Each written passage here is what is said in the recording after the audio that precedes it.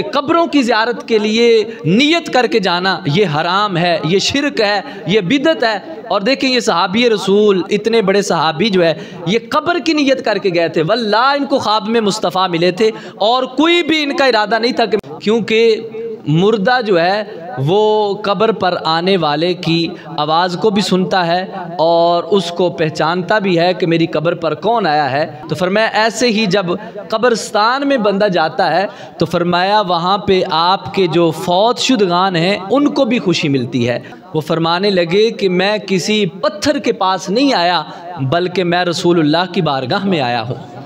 میں ابتدائے اسلام میں آپ صلی اللہ علیہ وسلم نے مسلمانوں کو، صحابہ کرام کو قبروں پر جانے سے منع کر دیا، کیونکہ ابھی نیا نیا اسلام جو ہے وہ پھیلا تھا، تو دیگر مشرکین کا جو عمل تھا وہ بہت غلط تھا، اس لیے حضور نے کچھ وقت کے لیے منع فرما دیا۔ اس کے بعد مسلم شریف کی صحیح حدیث مبارکہ اور دیگر کتب میں بھی یہ حدیث مبارکہ موجود ہے کہ پھر میرے آقا نبی اکرم نور مجسم صلی اللہ علیہ وسلم نے ارشاد فرمایا کہ پہلے میں تمہیں قبروں کی زیارت سے منع کیا تھا، اب قبروں کی زیارت کیا کرو، کیونکہ قبروں کی زیارت جو ہے یہ تمہیں موت کی یاد دلائے گی، یعنی تجھے جو ہے آخرت کی یاد آئے گی جب قبروں کو دیکھو گے کہ یار ایک دن ہمارا بھی حشر یہیں پر ہونا ہے۔ اور پھر قبر کے پاس کھڑے ہو کر دعا کرنا یہ نبی اکرم نور مجسم صلی اللہ علیہ وسلم کی سنت مبارکہ ہے۔ آپ جو ہے وہ جنت البقیع میں تشریف لے جاتے اور وہاں پہ کھڑے ہو کے قبروں کے پاس جو ہے وہ آپ دعا فرمایا کرتے تھے۔ تو اس کے حوالے سے اعلیٰ حضرت امام احمد رضا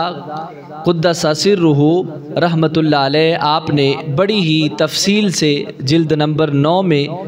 گفتگو کی ہے، اس سے مختصر خلاصہ میں آپ کے سامنے پیش کرتا ہوں کہ سب سے پہلے تو آپ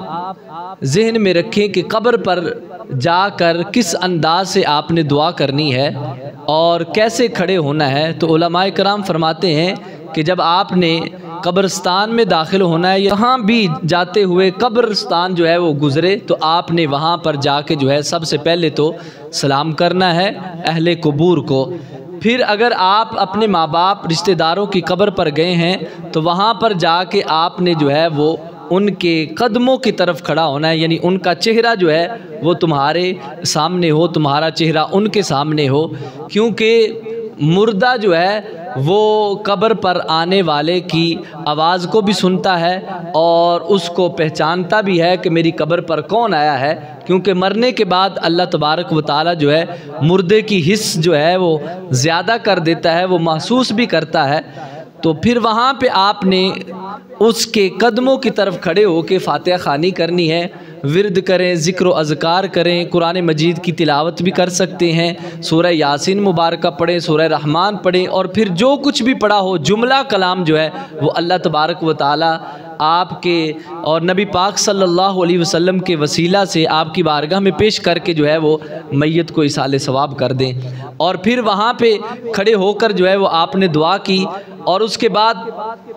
اللہ فرماتے ہیں کہ قبر پر کوئی جائے تو فرمایا کہ مردہ دیکھتا ہے اور جو کچھ بندہ کلام کرے اور مردہ جو ہے وہ سنتا ہے اور ثواب بھی مردے کو جو ہے وہ پہنچتا ہے۔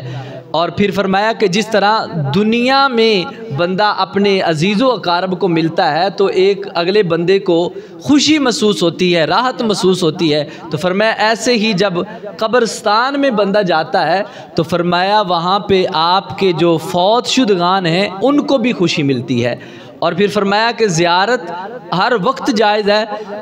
چاہے آپ صبح جائیں شام جائیں، لیکن اعلیٰ حضرت فرماتے ہیں کہ زیارت کا افضل وقت جو ہے وہ جمعہ اور صبح نماز فجر کے بعد ہے۔ فرمایا یہ افضل وقت ہے کہ اس وقت میں جانا چاہیے۔ اور پھر آپ فرماتے ہیں کہ قبروں پر پھول یا سبزہ رکھنا یہ جائز ہے کہ نہیں جائز، اس کے حوالے سے آپ فرماتے ہیں کہ قبروں پر گلاب وغیرہ پھول رکھنا یہ اچھا ہے، اور پھر آپ نے اس کو حدیث مبارکہ کی نسبت سے بیان کیا ہے کہ جو بخاری شریف میں حدیث مبارکہ موجود ہے اور مسند احمد میں بھی اور دیگر جو ہے وہ کتب صحاح میں یہ حدیث مبارکہ موجود ہے کہ نبی پاک صلی اللہ علیہ وسلم جب ایسی قبروں کے پاس گزرے کہ جن کو عذاب ہو رہا تھا تو حضور صلی اللہ علیہ وسلم نے وہاں پہ سبز ٹہنی رکھ دی، اور حضور صلی اللہ علیہ وسلم نے فرمایا کہ جب تک یہ سبز رہے گی اللہ ان کے عذاب کو ہلکا کرے گا۔ کیونکہ فرمایا کہ یہ جو سبز چیز ہوتی ہے، تر چیز ہوتی ہے، وہ اللہ کا ذکر کرتی ہے، تو اس لیے گلاب کی پتیاں ڈالنا، گلاب کے پھول رکھنا، کیونکہ یہ تر ہوتے ہیں، اور اللہ تعالیٰ فرماتا ہے یسبح للہ ما فی السماوات و ما فی الارض، فرمایا کائنات میں جو بھی چیز ہے وہ اللہ کا ذکر کرتی ہے، اللہ کی تسبیح بیان کرتی ہے، تو وہ چیزیں جب تسبیح بیان کریں گی تو ظاہری بات ہے اس کو مردہ کو جو ہے وہ فائدہ پہنچے گا اور اللہ تبارک و تعالیٰ ثواب عطا فرمائے گا۔ اور پھر فرمایا کہ یہ بات بھی ذہن میں رکھنی چاہیے کہ قبر جو ہے اس کے گرد طواف کرنا، جیسے کعبے کے گرد تعظیم سے طواف کیا جاتا ہے، آپ نے فرمایا یہ حرام ہے، ایسا نہیں کرنا چاہیے کہ قبر کے گرد جو ہے وہ طواف کیا جائے تعظیم کی نیت سے،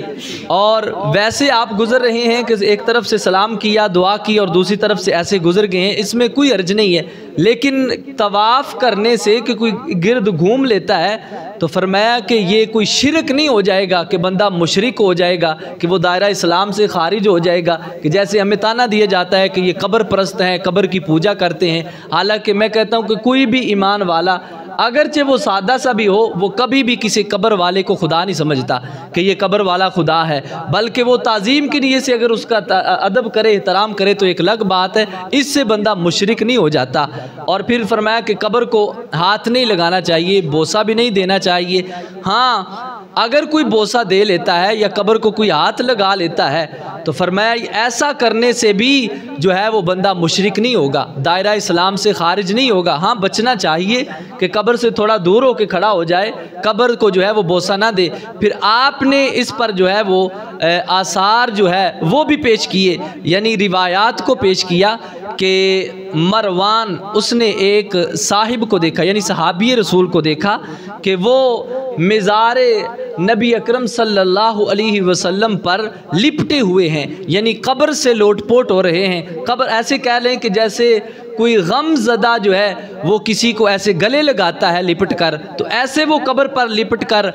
میرے آقا صلی اللہ علیہ وسلم کو اپنے دکھڑے سنا رہے تھے، رو رہے تھے۔ تو مروان اس نے گردن سے پکڑ کر کہا کہ جانتے ہو یہ کیا کر رہے ہو تم، کہ تم قبر پر لپٹے ہوئے ہو؟ تو آگے سے وہ صحابی کہنے لگے نعم میں جانتا ہوں، انی لم آت الحجر انما جئت رسول اللہ صلی اللہ علیہ وسلم۔ وہ فرمانے لگے کہ میں کسی پتھر کے پاس نہیں آیا بلکہ میں رسول اللہ کی بارگاہ میں آیا ہوں، میں حضور کی قبر انور پر آیا ہوں، کہ میں کسی پتھر کو سجدہ نہیں کر رہا کہ میں ان کو جو ہے وہ معاذ اللہ خدا سمجھ رہا ہوں یا بت سمجھ رہا ہوں، میں تو حضور کے روضہ پر آیا ہوں، ان کو اپنے دکھڑے سنا رہا ہوں۔ اور پھر ابن عساکر نے صحیح سند کے ساتھ جو ہے وہ روایت کیا، حضرت ابو درداء آپ فرماتے ہیں کہ حضرت بلال جب آپ حضور کے وصال کے بعد شام چلے گئے تو رات میں سرکار مدینہ صلی اللہ علیہ وسلم خواب میں ملے اور فرماتے ہیں اے بلال کیا وہ وقت نہیں آیا کہ تو ہماری زیارت کو آئے؟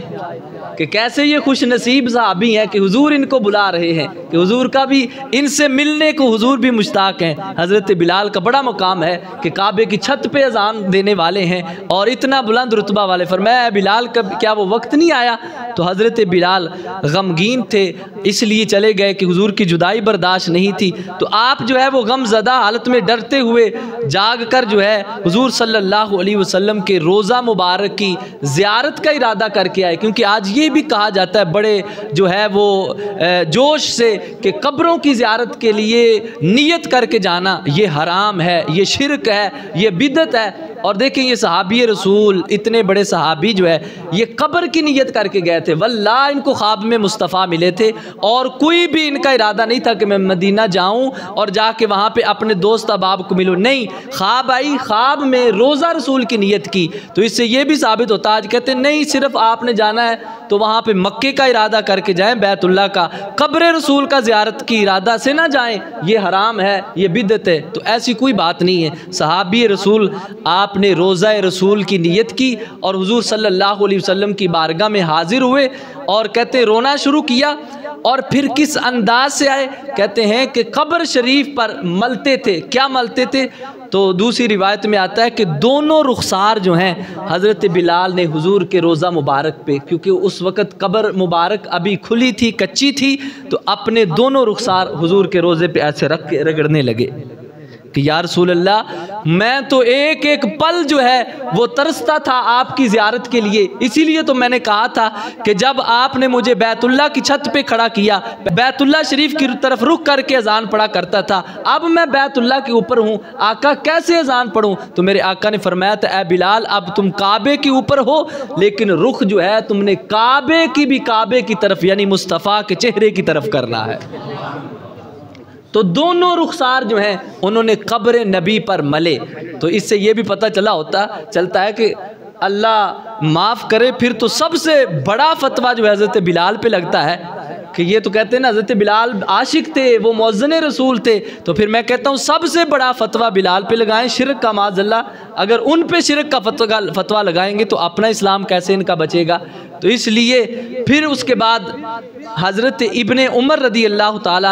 عنہم جب آپ بھی روزہ رسول پہ تشریف لے جاتے تھے تو آپ اپنا دایاں ہاتھ جو ہے وہ قبر نبی پر رکھ دیتے تھے، حضور صلی اللہ علیہ وسلم کے روزہ مبارک پہ رکھ دیتے تھے۔ تو اس لیے اگر کوئی ماں باپ کی قبر کا بوسہ دے دیتا ہے یا اس کو ہاتھ لگا لیتا ہے یا کسی ولی کی چوکٹ پہ ہاتھ لگا لیتا ہے تو ایسا کرنا نہ حرام ہے، نہ شرک ہے، نہ بدعت ہے، یہ صحابہ کرام کی سنت ہے۔ اور پھر اس لیے علماء کرام نے فرمایا کیونکہ جاہل جو ہوتے ہیں ان کو اتنا جو ہے وہ علم نہیں ہوتا کہ وہ ماتھے رگڑنے شروع کر دیتے ہیں، وہ سجدے کی کیفیت بنا لیتے ہیں، تو فرمایا اس لیے جو ہے تھوڑا سا پیچھے ہٹ کے تم سلام کر لو اور وہاں پہ دعا کر لو، اور اگر کوئی ایسا کر لے گا تو ایسا کرنے سے وہ اسلام سے خارج نہیں ہوگا اور نہ ہی اس پر جو ہے وہ کوئی شرک کا فتویٰ لگایا جائے گا۔ تو اللہ تعالی ہم سب کو اپنی اصلاح کرنے کی توفیق عطا فرمائے۔